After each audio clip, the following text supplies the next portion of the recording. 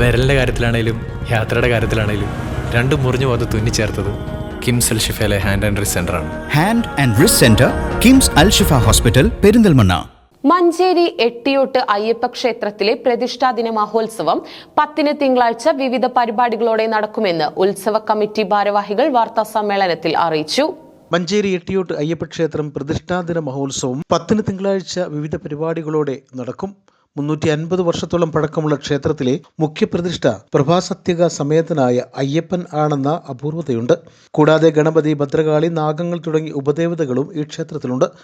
ഞായറാഴ്ച വൈകിട്ട് തന്ത്രി മുടപ്പിലാപ്പള്ളി പരമേശ്വരൻ നമ്പൂതിരിപ്പാട് ഗുരുതർപ്പണത്തിന് കാർമ്മികത്വം വഹിക്കും.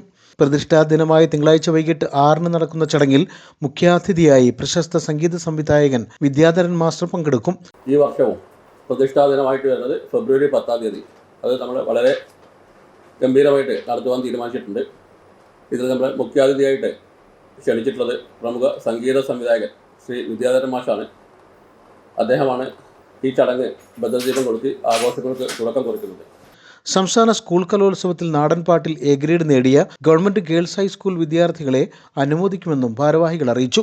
തിരുവാതിരക്കളി, ഭരതനാട്യം, മാജിക് ഷോ തുടങ്ങി വിവിധ കലാപരിപാടികളും അരങ്ങേറും.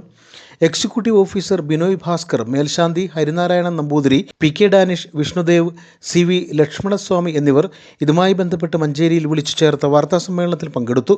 News bureau, Manjeri.